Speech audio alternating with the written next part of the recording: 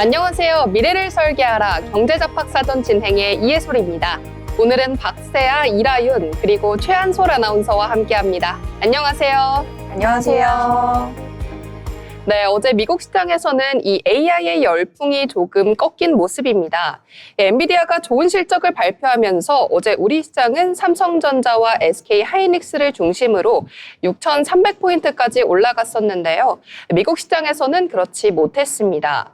어제 시장에서 인상적인 평가를 받지 못하면서 뉴욕 3대 지수는 혼조세로 마감을 했는데요. 특히 엔비디아는 5% 넘게 급락하면서 시장에 충격을 줬습니다. 오늘 우리 시장은 이 여파인지 장 시작부터 조정을 조금 받은 모습이었는데요. 오전까지는 하락하다가 그래도 낙폭을 조금 만회하면서 코스피는 6,200선 지켜주면서 마감했습니다.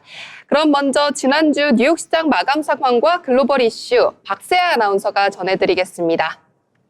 네, 미국 증시 마감 시황 전해드립니다. 오늘 뉴욕 증시 3대 지수는 혼조세로 거래를 마무리했습니다.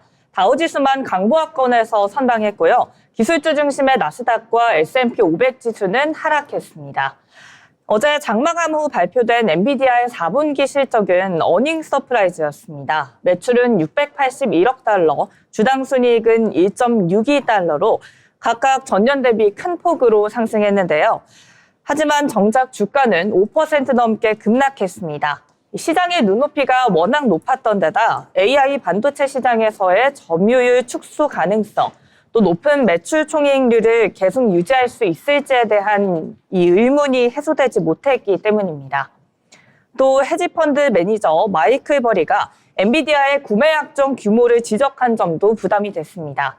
취소 불가능한 대규모 물약 계약이 1년 전 161달러에서 952달러로 급증했다며 2000년 닷컴 버블 당시 시스코와 유사한 구조라는 경고를 내놨습니다.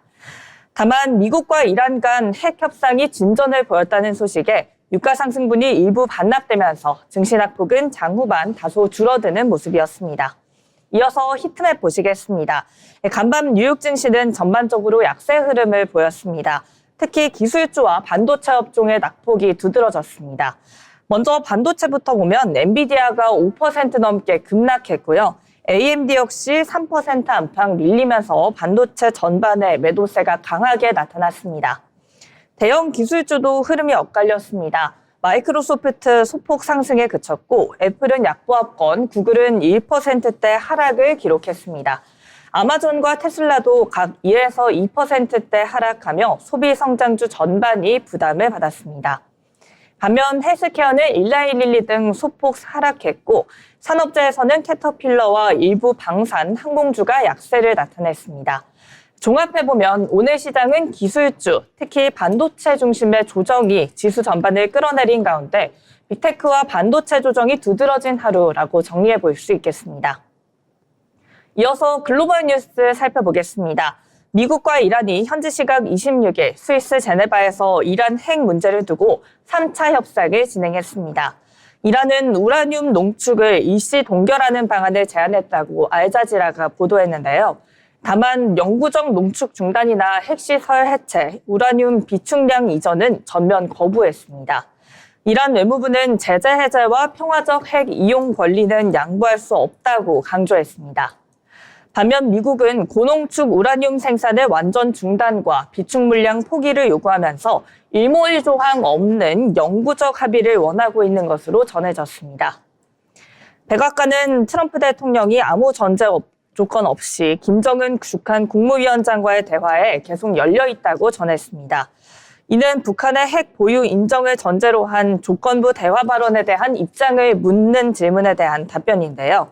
백악관은 트럼프 대통령이 2기 재임 당시 3차례 북미 정상회담을 통해 한반도 안정을 이끌었다고 평가했습니다. 다만 미국의 대북 정책에는 변함이 없다며 조건 없는 대화에 나서더라도 안전한 비핵화 원칙은 유지된다는 점을 분명히 했습니다. 특히 이번 발언은 트럼프 대통령의 오는 3월 말 중국 방문을 앞두고 나와서 더욱 주목되는데요.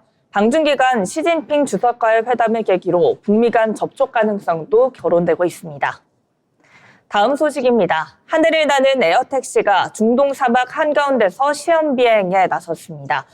미국 에어택시 업체 수직 이착륙기가 프로펠러 6개를 이용해 수직으로 이륙한 뒤 100여 미터 상공에서 수평 비행으로 전환하는 데 성공했는데요. 이 기체는 최고 시속 320km, 1회 충전 시 최대 160km까지 운항이 가능하고 또 조종사를 포함해 최대 5명이 탑승할 수 있도록 설계됐습니다.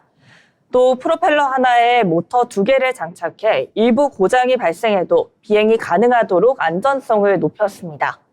아랍에미리트 항공 당국은 현재 승객 운송을 위한 안전성 심사를 진행 중이며 두바이에서는 올해 말 휴대전화 앱으로 에어택시를 호출하는 상용 서비스가 도입될 예정입니다. 다만 기체 생산 속도가 월 2대 수준에 그쳐 본격적인 에어택시 시대까지는 다소 시간이 필요할 것으로 보입니다. 다음으로 종목별 뉴스 전해드리겠습니다. 글로벌 대표 SAS 기업 세일즈포스가 실적을 발표한 이후 시간의 거래에서 어제 한때 5%가량 하락했습니다.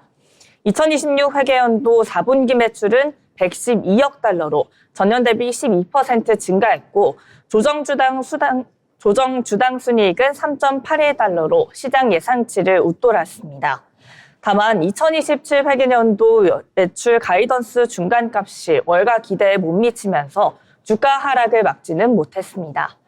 최근 시장에서는 생성형 AI 확산으로 기존 소프트웨어 기업의 입지가 약화될 수 있다는 이른바 사스포칼립스 우려가 이어지고 있는데요.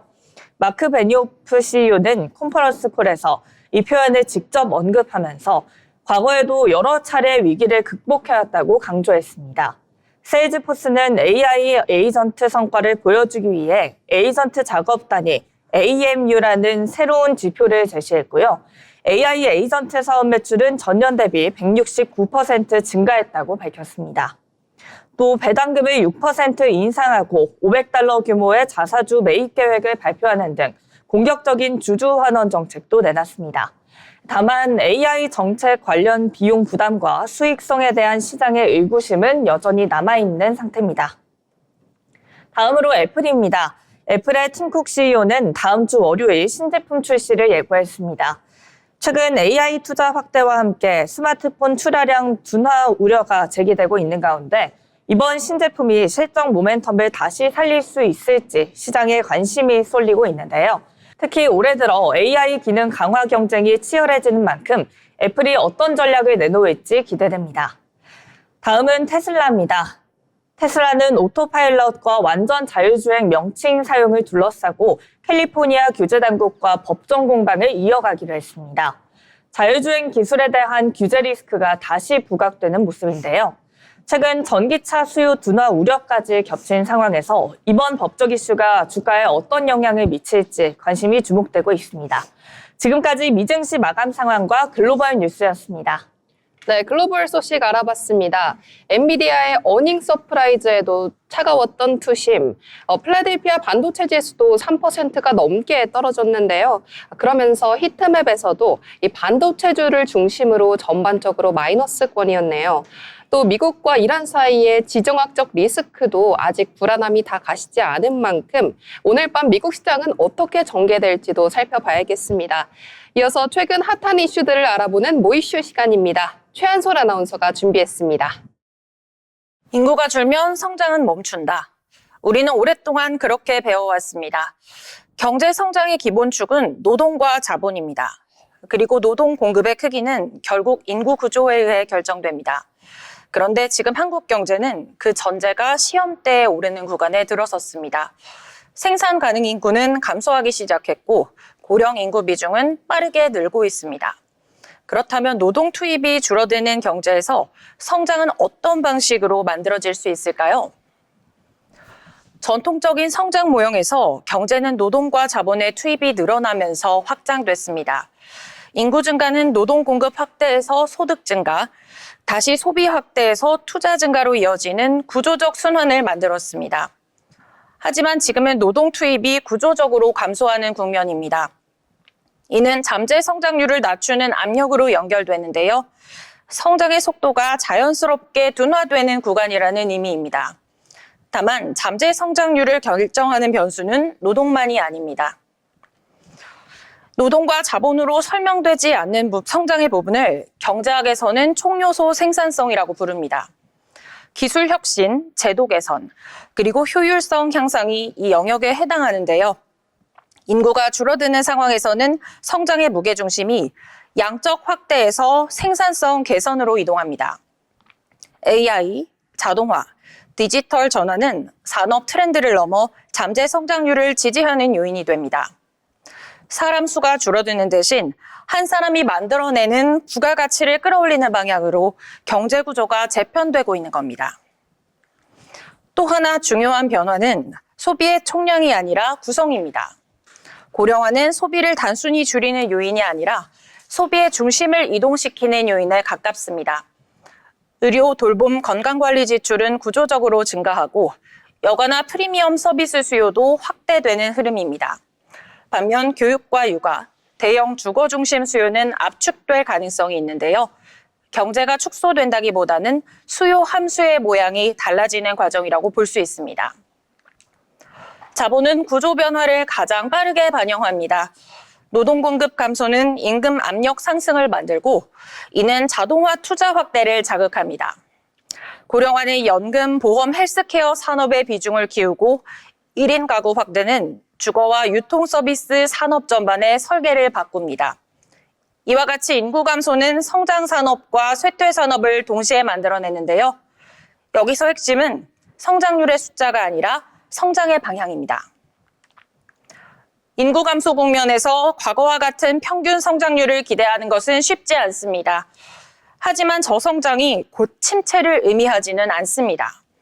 경제는 규모 확장 중심 모델에서 효율과 기술, 그리고 질 중심 모델로 이동하고 있습니다. 우리는 지금 성장의 원천이 인구 증가에서 생산성 혁신으로 교체되는 전환기에 서 있습니다. 사람이 줄어드는 경제, 이 변화는 피할 수 없습니다. 하지만 성장은 사라지지 않습니다. 노동 투입이 줄어드는 자리에는 기술이 들어서고 대량 소비가 약해지는 자리에는 새로운 수요가 형성됩니다. 인구 감소는 이미 진행 중입니다. 그리고 그 안에서 경제 역시 조용히 방향을 바꾸고 있습니다. 지금까지 모이슈였습니다. 네, 사람이 줄어드는 최근 경제 모습에 대해서 알아봤습니다. 과거에는 사실 인구가 줄면 성장이 멈춘다는 게 통념이었는데 최근 AI가 노동을 대체하기도 하면서 사회 변화가 크죠. 시제에 맞춰서 경제도 변하고 있다는 분석이었습니다. 다음은 국내 경제 이슈 이어가 보겠습니다. 이라윤 아나운서가 준비했습니다. 네, 뉴스 브리핑 전해드리겠습니다. 첫 소식입니다. 국민연금이 지난해 기금 운용으로 232조 원을 벌어들이면서 역대 최대 운용 성과를 거둔 것으로 나타났습니다. 국내 주식시장급 등이 가장 큰 역할을 했는데요. 오늘 국민연금공단 기금운용본부는 2025년에 231조 6천억 원을 벌어들이며 기금 적립금이 1,458조 원으로 집계됐다고 밝혔습니다. 운용수익금 231조 6천억 원은 국민연금 한 해 연금 지급액의 4.7배에 해당하는 수치입니다. 수익률은 18.82%, 기금 설치일의 누적 수익률은 연평균 8.04%를 기록했습니다. 한편 국민연금 기금운용 최종성과평가는 위험관리, 성과보상전문위원회 검토 등을 거쳐 6월 말쯤 기금운용위원회가 확정할 예정입니다. 네, 두 번째 소식입니다. 네, 정부가 소비자 입장에서 가격이 비싸다고 생각하거나 담합이 의심되는 품목에 대한 국민 제안을 받기로 했습니다.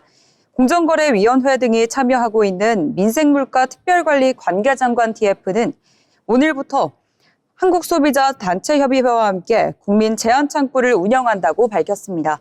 소비자가 생각하기에 가격이 터무니없이 비싸다고 생각되거나 담합이 의심되는 품목, 서비스에 대해 제안을 받는 겁니다. 그러면 한국소비자단체협의회는 이 품목에 대해 현장 조사, 원인 분석, 사전 조사를 진행하고 관계장관 TF는 문제를 분석하고 개선 방안 등을 논의할 예정입니다. 네, 마지막 소식입니다. 강남권 재건축의 상징인 은마아파트가 도시계획위원회 심의 6개월 만에 통합심의를 통과했습니다. 서울시는 신속통합기획 시즌2를 적용해 총 5,898가구 대단지 공급에 속도를 낸다고 밝혔습니다. 은마아파트는 지난해 9월 도시계획위원회 심의를 통과해 최고 49층, 5,898가구 규모로 정비 계획이 변경됐습니다. 이번 통합심의는 이후 6개월 만에 이루어졌으며 절차 간소화와 사전 공정 관리 강화를 골자로 한 신속 통합 기획 시즌2가 적용됐습니다. 이번 재건축에는 정비사업 최초로 공공분양주택도 도입할 예정입니다. 민간주도 재건축에 공공분양이 결합된 것은 처음으로 역세권 용적률 특례 적용받습니다. 네, 지금까지 뉴스 브리핑이었습니다. 네, 내용 잘 전해주셨습니다. 이 최근 제분 회사들이 밀가루 가격을 담합해서 제재를 받기도 했었는데요. 담합이 의심되는 경우 국민의 제안을 받기로 했다는 소식도 전해주셨습니다. 이렇게 오늘장 이슈가 되었던 경제 뉴스 살펴봤습니다. 아울러 본방송에서 제공하는 정보는 투자 판단에 대한 조언일 뿐 해당 종목 가치의 상승 또는 하락을 보장하지 않습니다.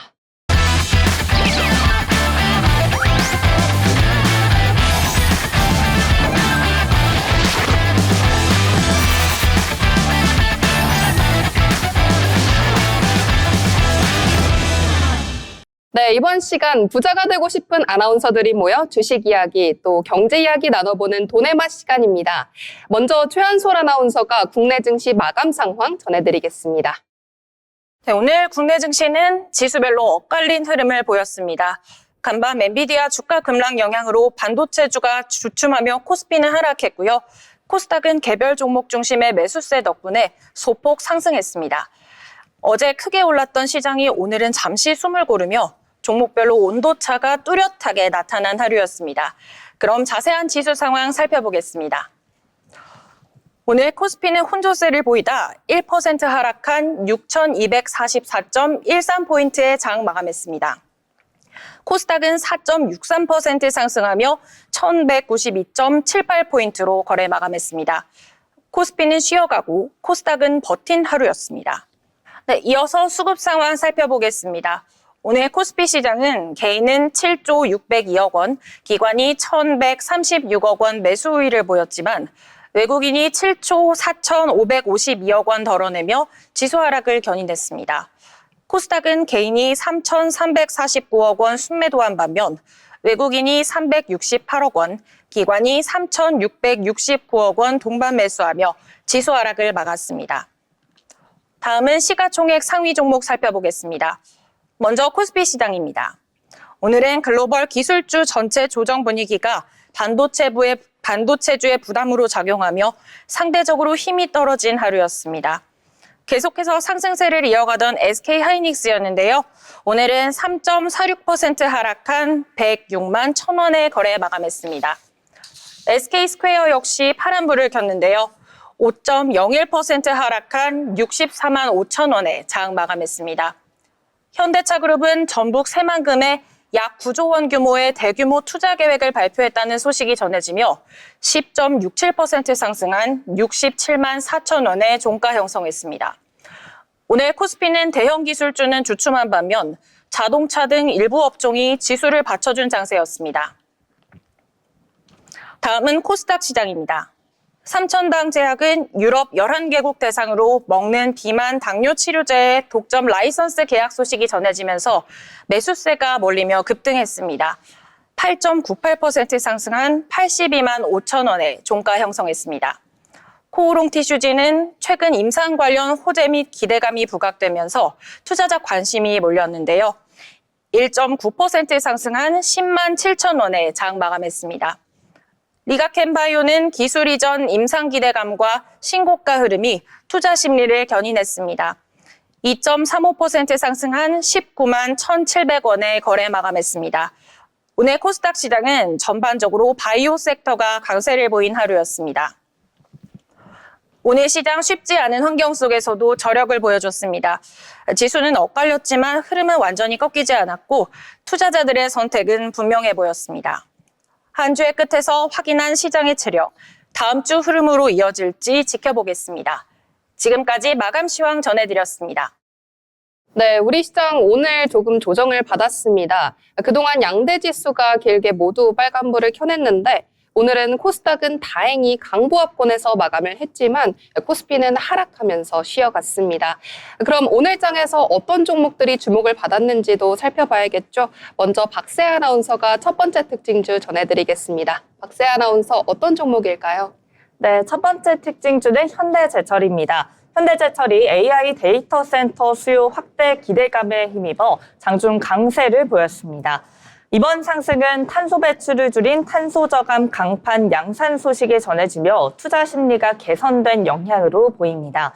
현대제철은 세계 최초로 전기로와 고로 쇳물을 배합하는 복합 프로세스를 가동해 탄소 저감 강판 생산에 성공했는데요. 이달부터 본격 양산에 돌입한다고 밝혔습니다. 시장에서는 이 같은 탄소 저감 철강제가 글로벌 주요 AI 기업들의 데이터 센터 인프라에도 활용될 수 있을 것이란 기대감이 나오고 있습니다. 네, 차트 한번 보겠습니다. 39,000원에서 시작해 장중 54,000원까지 올랐다가 46,950원에 거래를 마무리했습니다. 네, 현대제철 소식 잘 전해주셨습니다. 이어서 다음 특징주 소개해드리겠습니다. 유럽 11개국과 이 먹는 위고비 독점 계약을 체결하면서 주가가 이틀 연속 상승한 삼천당 제약인데요. 오늘 삼천당 제약은 장중 주가가 86만 원을 기록하기도 했습니다. 전날 상한가에 마감한 데 이어서 이틀 연속해서 상승세 보여줬고요. 52주 신고가도 달성했습니다. 어제 삼천당 제약은 이 11개 개국을 대상으로 하는 독점 라이센스 계약을 체결했다고 밝혔는데요. 유럽 소재 제약사와 함께 개발 중인 경구용 당뇨 치료제, 리벨서스 제네릭과 또 경구용 비만 치료제, 위고비 오럴 제네릭에 대한 겁니다. 계약금과 마일스톤 총 금액은 한화 약 508억 원입니다. 시장은 이 삼천당 제약의 독자 경구용 기술이 적용된 비만 치료제 제네릭 계약이라는 점과 또 5조 3천억 원 규모라는 점에 주목을 한 건데요. 이런 소식이 전해지면서 오늘 급등세 보여줬습니다. 오늘 삼천당 제약 장 초반에는 잠시 하락세를 보이기도 했는데요. 이 해당 소식이 전해지면서 오전 10시 30분경부터 급등세를 보여줬고요. 오늘 종가는 9% 가까이 상승한 82만 5천 원에 거래 마쳤습니다. 이어서 다음은 이라윤 아나운서가 특징주 준비했습니다. 네, 다음 특징주는 한국전력입니다. 지난해 역대 최대 규모의 영업이익을 기록한 한국전력의 주가가 약세입니다. 최근 시장 기대치를 밑돈 실적과 대규모 부채 등이 부담으로 작용한 것으로 풀이되는데요. 전날 한국전력은 지난해 연결 기준 매출 97조 4,345억 원, 영업이익 13조 5,248억 원을 각각 기록했다고 공시했습니다. 매출은 전년 대비 4.3%, 영업이익은 61.7% 증가했습니다. 당기순이익은 141% 늘었는데요. 연료 가격 안정과 요금 조정 효과가 실적 향상을 이끌었습니다. 다만 연결 기준 부채는 약 205조 7천억 원, 차입금은 약 129조 8천억 원에 달하는 것으로 나타났습니다. 네, 2025년 별도 기준 배당 성향은 13.6%로 전년의 16.5% 대비 하락했습니다. 내년 말 일몰되는 사채 발행 한도 조정을 고려한 재무구조 개선과 전력망 투자 수요 등이 반영된 것으로 풀이됩니다. 네, 같이 차트 한번 보겠습니다. 네, 오늘 전일 대비 큰 폭으로 하락 마감했습니다. 시가는 62,800원에서 출발했지만 장중고가 역시 62,800원으로 시가가 곧 고점이었습니다. 이후 매도세가 이어지면서 종가는 58,700원에 마감했습니다. 이상 한국전력이었습니다. 네, 오늘 하락세가 짙었던 한국전력에 대해서 알아봤습니다. 이어서 다음 특징주는 다시 박세 아나운서가 소개해드리겠습니다. 네, 다음 특징주는 바텍입니다. 바텍 주가가 장중 상한가로 직행했습니다. 증권가에서 바텍의 저평가 매력과 글로벌 1위 지위를 조명하면서 긍정적인 전망을 내놓자 매수세가 몰린 영향인데요. 이날 대신증권은 개장 전 리포트를 통해 바텍이 보유한 이익 잉여금이 약 4,700억 원에 달해 전일 기준 시가총액을 크게 웃도는 저평가 상태라고 진단했습니다. 또한 바텍은 미국 시장 점유율 35%를 보유한 글로벌 치과용 3D 촬영 장비 1위 기업으로 평가받고 있습니다.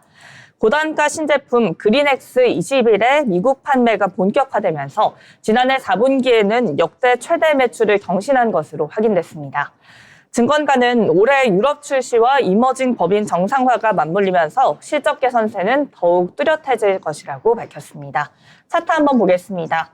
장중 28.4% 상승한 27,350원으로 상승했고요. 그대로 거래 마무리했습니다. 네, 치과 장비와 관련한 종목인데요. 바텍에 대해서 잘 전해주셨습니다. 또 글로벌 시장을 겨냥하기도 하면서 오늘 강세 보였습니다. 이어서 마지막 특징주 전해드리겠습니다. 아주 IB투자가 오늘 상한가를 기록했는데요. 미국 바이오자 회사가 투자한 회사를 글로벌 제약사가 대형 인수합병한다는 소식에 상한가를 기록한 겁니다. 오늘 오전부터 아주 IB투자의 주가는 상한가까지 치솟으면서 5,810원에 거래가 됐습니다. 글로벌 제약사 길리어드가 미국 바이오 기업 아셀릭스를 약 10조 원에 인수하기로 합의했다는 소식이 영향을 준 건데요. 아셀릭스는 미국 IB투자의 미국 자회사 솔라스타 벤처스가 투자한 기업입니다. 이번 인수 합의에 따라서 아주 IB투자가 투자 원금 대비 9배에 달하는 이 회수 수익을 거둘 것으로 전망을 하고 있습니다. 아주 IB투자는 아셀릭스의 나스닥 상장 이후인 2023년부터 단계적으로 투자금 회수를 진행을 해왔는데요. 현재도 이 잔여 지분 상당수를 보유하고 있는 것으로 전해졌습니다. 또 인수합병으로 급등한 현 주가 수준에서 남은 지분을 매각한 경우 최종 펀드 수익률은 더욱 높아질 것으로 전망이 됩니다. 이런 소식을 소화하면서 오늘 아주 IB투자는 장 마감 때까지 상한가 유지해줬습니다.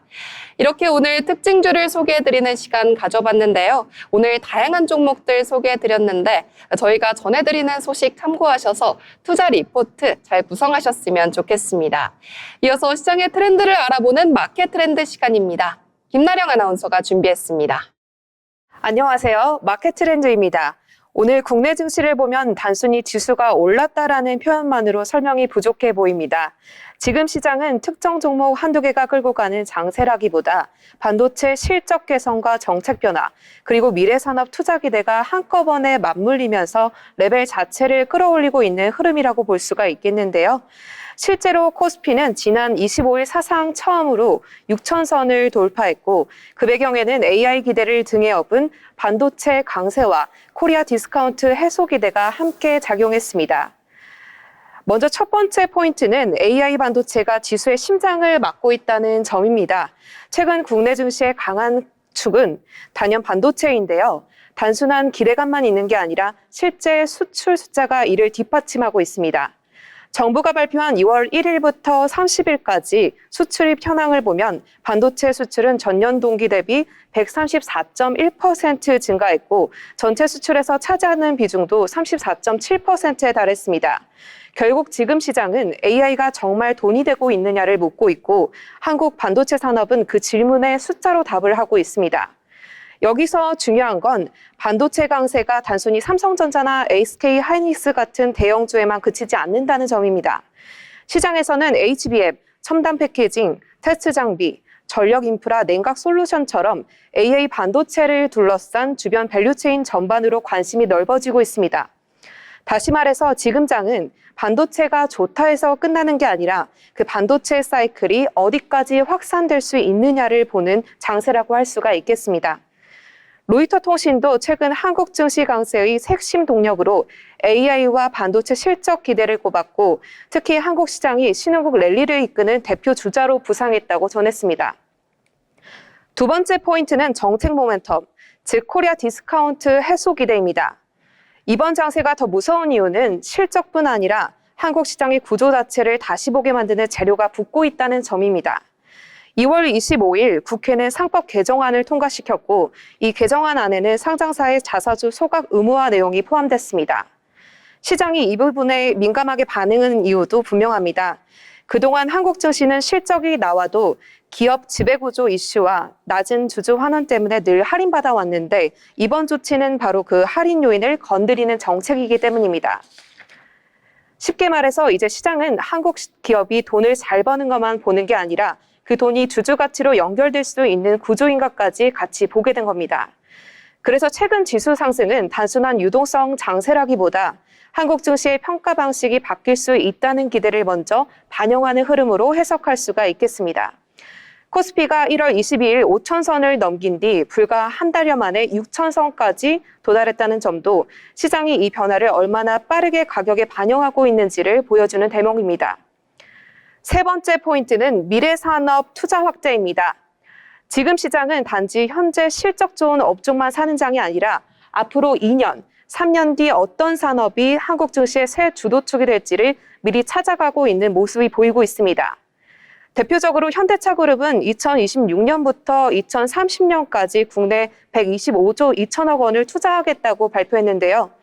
이 자금은 단순 생산 능력 확대를 넘어 미래 사업과 연구개발, 그리고 차세대 성장 동력 확보에 투입이 될 예정입니다. 현대차그룹은 올해 CES에서도 AI 기반 로보틱스 전략을 전면에 내세우며 미래 성장을 방향을 분명히 했습니다. 이게 왜 중요하냐면 시장이 자동차를 더 이상 전통 제조업 하나로만 보지 않기 때문입니다. 이제는 자동차 기업을 볼 때도 AI 로보틱스, 소프트웨어, 에너지 전환과 연결해서 해석하고 있습니다. 결국 투자자 입장에서는 지금 잘 버는 기업뿐만 아니라 미래 산업 질서가 바뀔 때 중심에 설 기업에 대한 프리미엄까지 주기 시작한 것이고 이 점이 최근 장세를 더 강하게 만들고 있습니다. 여기에 거시 환경도 아주 나쁘지 않습니다. 한국은행은 2월 26일 기준금리를 2.5%로 동결했고 반도체 수출 호조를 반영해 2026년 성장률 전망치를 1.8%에서 2%로 상향 조정했습니다.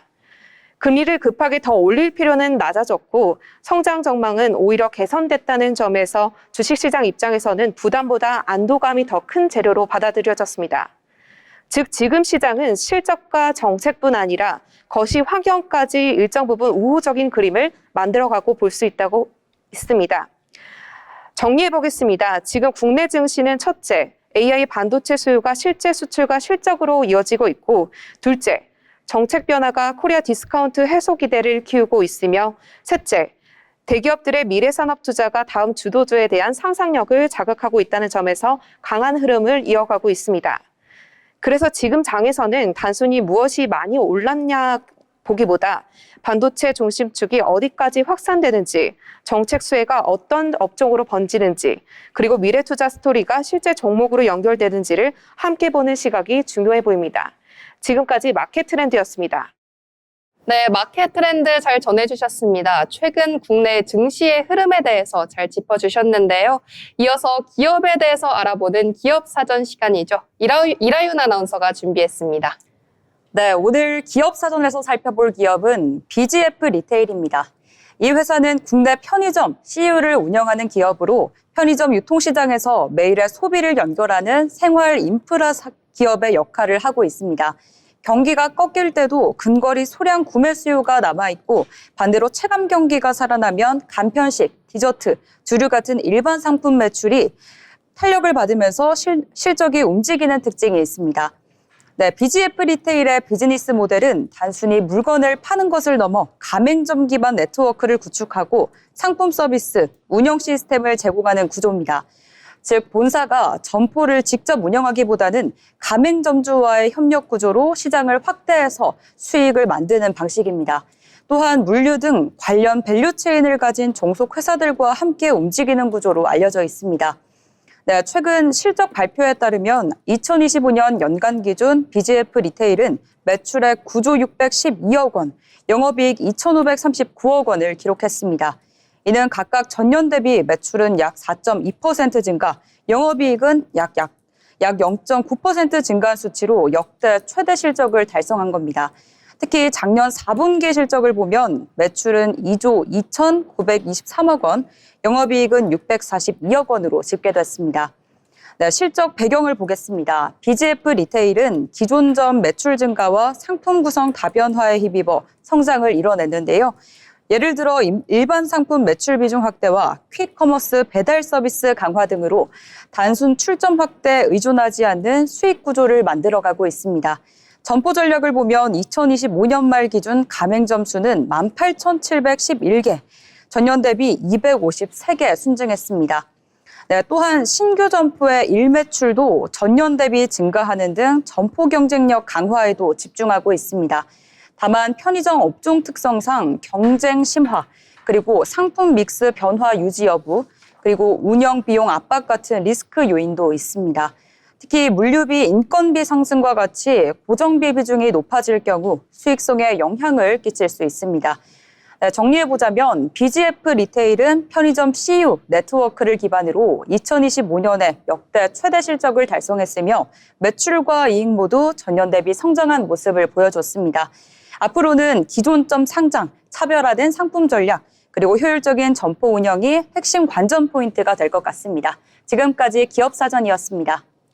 네, 어찌 보면 우리가 제일 자주 가는 곳이죠. 이 편의점인 CU의 회사에 대해서 잘 정리해 주셨습니다.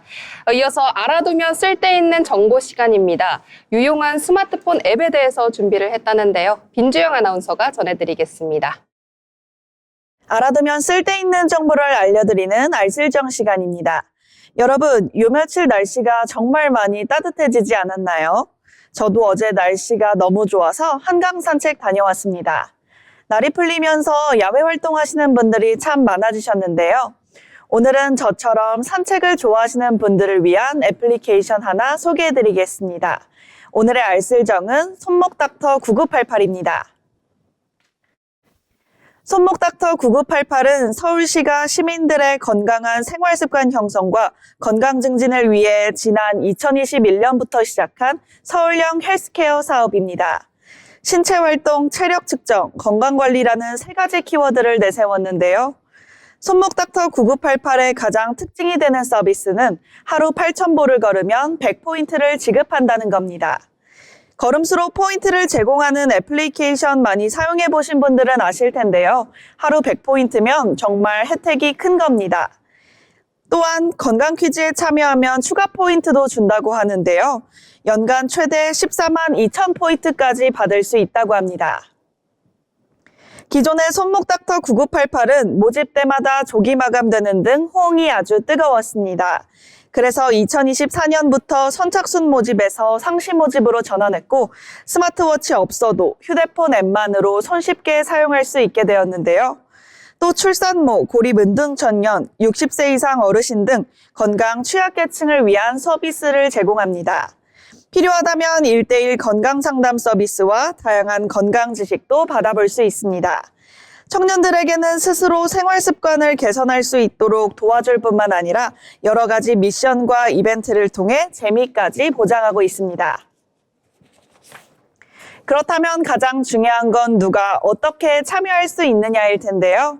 아쉽게도 손목닥터 9988은 18세 이상의 서울 시민만을 대상으로 합니다. 그리고 앱을 다운로드하기만 하면 참여할 수 있는데요.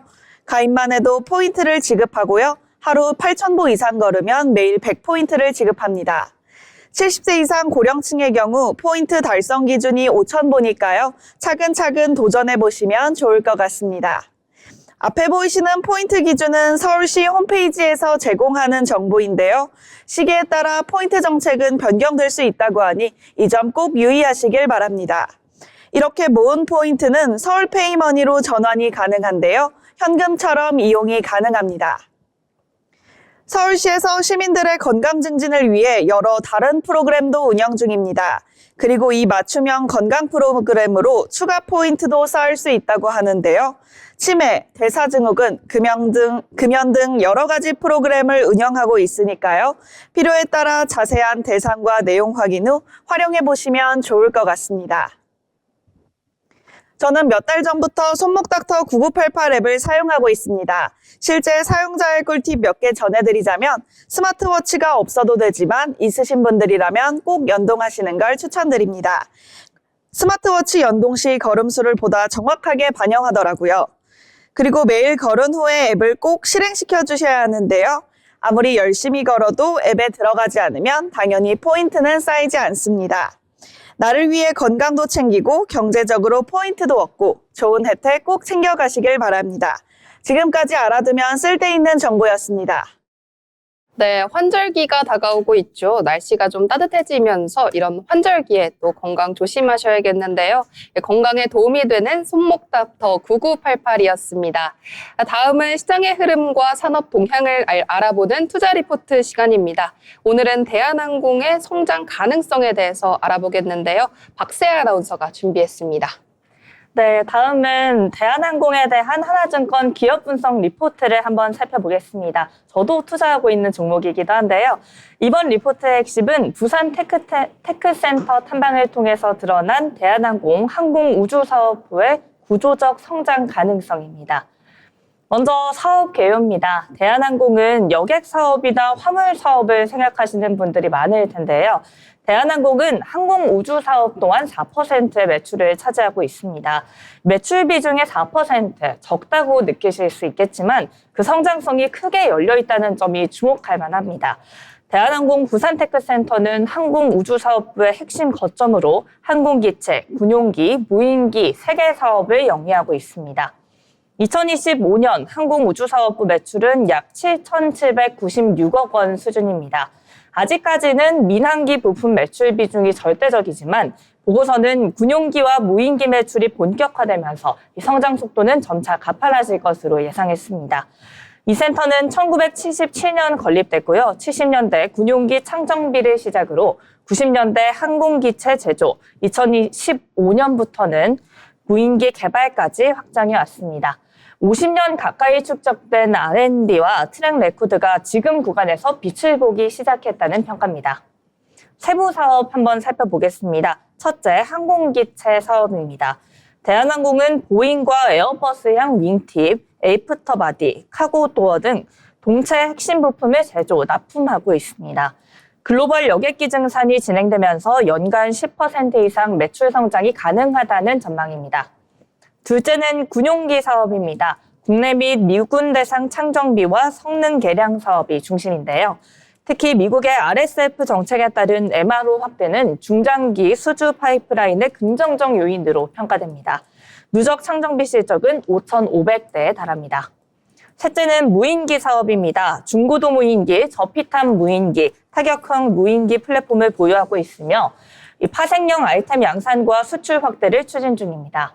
또한 수출, 면허 생산을 통해 글로벌 확장도 도모하고 있습니다.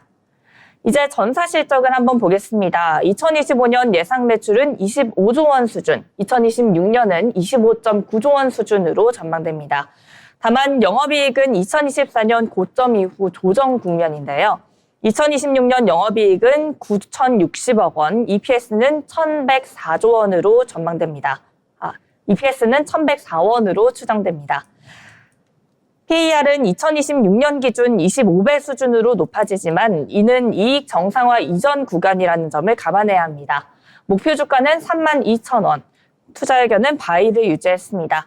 현재 주가 대비 15% 이상 상승 여력이 있다는 판단입니다.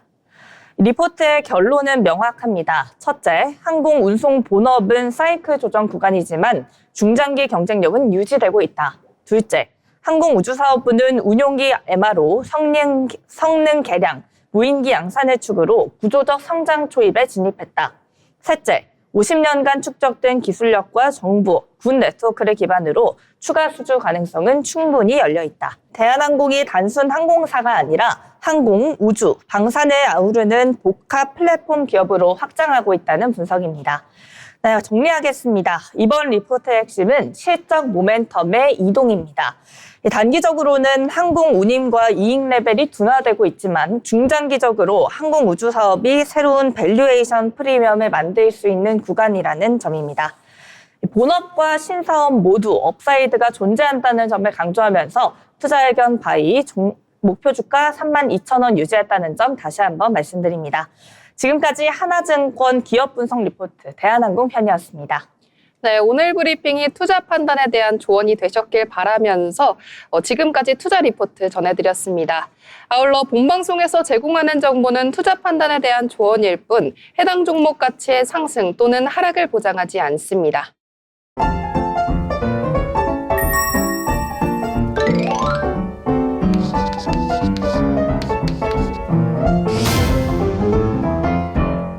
오늘 방송 마칠 시간이 벌써 다가왔는데요. 그럼 오늘 시장을 한 줄로 한번 요약을 해보겠습니다. 먼저 박세아 아나운서 오늘 시장 어떻게 보셨나요? 네, 저는 오늘 시장 드디어 봄이 왔어요 라고 한번 요약해 보겠습니다. 오늘 약세 전환을 제외하면 2주일 내내 코스피가 상승세를 보이면서요. 이 국내 증시에도 완연한 봄 기운이 흐르고 있습니다. 하지만 단기 급등에 따른 차익 실현 매물 가능성이 있다는 걸 염두에 두실 필요가 있겠습니다. 네, 오늘 시장을 봄이라고 표현을 해주셨습니다. 아무래도 시장에 온기가 좀 돌았지 않나 이렇게 말씀을 해주신 것 같고요. 이어서 이라윤 아나운서는 어떻게 보셨을까요? 네, 코스피 오늘 삐졌어. 네, 최근 사상 최고 기록 이후에 오늘 조정 국면에 들어서 모습이었습니다. 다음 주 이제 3월부터는 웃는 일만 가득했으면 좋겠습니다. 네, 오늘 좀 삐진 모습을 보였던 코스피였습니다. 저는 잠시 숨고르기라고 표현을 해보겠습니다. 미국 시장의 충격에 비해서 우리 시장은 또 그렇게까지는 큰 충격을 받진 않진 않았나 이렇게 정리를 해보고 싶은데요. 또 긍정적으로 생각해 볼 만한 흐름이라고 평가하고 싶습니다. 다음 주에 다시 한번 도약하길 기도해 보겠습니다. 네, 오늘 우리 시장은 이 양대 시장이 오랜만에 엇갈리는 흐름을 보여줬습니다. 그렇지만 또 아직 조정이라고 하기에는 잘 버텨주고 있지 않나 싶은데요. 미국 시장의 반도체주 충격에도 우리 시장 코스피는 1%의 하락세만 보여줬습니다. 또 오늘 SK 하이닉스는 하락세가 좀 짙은 편이기도 했지만 현대차가 급등하면서 시장을 지지해줬습니다. 우리 시장 이제는 정말 기초 체력이 탄탄한 모습인데요. 아직 증권가의 코스피 목표 지수까지는 멀었습니다. 또 7,000p, 8,000p까지 가는 과정이 아닌가 싶습니다. 또 이렇게 조정이 오기도 하면 주식을 갖지 않고 있는 분들에게는 또 투자할 기회가 되기도 하니까요. 다음 주에 다시 우리 시장이 힘을 내보기를 기대하면서 저희는 여기서 인사드리겠습니다. 시청해주셔서 고맙습니다.